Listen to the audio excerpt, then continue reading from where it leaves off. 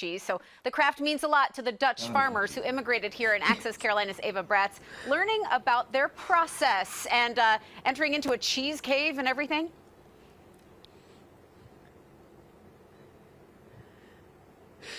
Get ready, everybody. Now, Don, before we go into the cheese cave, is there anything we should adorn ourselves with, say to the cheeses as we enter their presence? I mean, you can wish them having a good day, but otherwise it's all Okay, good. no, I like that. Everybody now, 1, 2, 3, have a good day, everybody. Oh, they look beautiful. Janice, Patricia, absolutely glossy. Tell me, what is inside of here, Don? This is our cheese cave where we have all of our Gouda cheese, and as you go up the shelves, the cheese gets older. So up here on our top shelves is our year-old cheese. It's our sharp Gouda, wow. And down at the bottoms is going to be our younger, the medium sharps, and the milds are further back in the cave. I see. Yeah, good stuff. Yeah, well, hey, you got to have barriers to protect the cheeses here. And so as we're going up in age, I was kind of asking, you know, does the 1 year fly off the shelves? Do people like the aged? The aged cheeses in here in America, everybody loves a sharp cheese. Mm-hmm. So our sharp cheeses, our medium sharp and our extra sharp Gouda, they are very, very, very good, and they do in fact buy. Lots and lots of people buy our cheeses. Yeah. As we go on and do other things, we also have other cheeses that have herbs in them. So we've got our herbs of Provence that has thyme, basil, rosemary, and marjoram in it. It's a beautiful cheese. Yeah, and each cheese gets a batch number, which would be this guy right here, and each cheese gets its own individual Check cheese that number. out.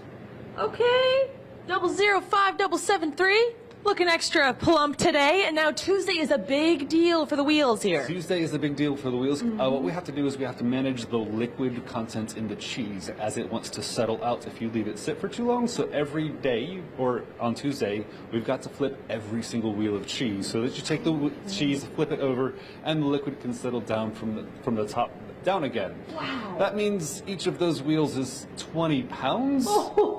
And there's about 700 of them. Okay, let's see a flex here, Don. Your arm day. You get a good arm day on Tuesday. Tuesday. Do. And before they even get put on the shelves, they are flipped in a very special brine tub. So this is an interesting process here. This is our brine tanks. It is a 20% salt water, and it's just table salt and water. To put it in perspective, the ocean, Atlantic Ocean, has about 4% salt. Wow. So this is absurdly salty. The cheese goes in there and it floats for 3.5 days. Every 12 hours you come by and you flip the cheese over so the salt can develop the rind on the outside of the cheese properly. I see. And once they're done being in there, again, the cheese doesn't want us to get very close.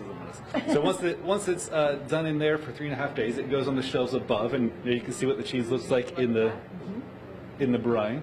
It goes on the shelves and it dries out for a couple of days, and then it goes back here onto our Lazy Susan.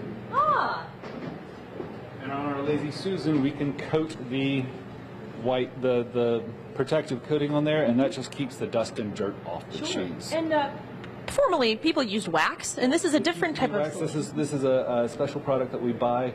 It's got an antifungal barrier in it. It's just very, very good at keeping our cheeses clean and neat, and let us age the cheese properly so that we can sell it to you all. Absolutely, and the nutrients packed inside. And I was, chatting you up earlier. I'm actually lactose intolerant, so I don't get to eat a lot of cheeses. But we were telling about how you guys pasteurize things, and so we make our cheese from raw milk, and that means we don't pasteurize. What that means is that we get a lot of the enzymes and a lot of the proteins that are broken during the pasteurization process.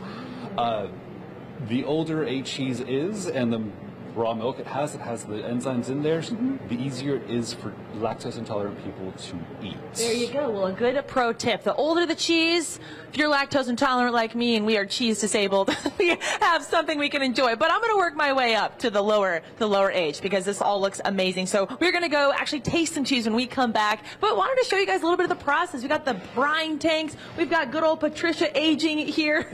So more to learn about the cheese world at Works Farms. I'm happy to be in that world, Ava. Thanks for taking us along. We'll see you soon.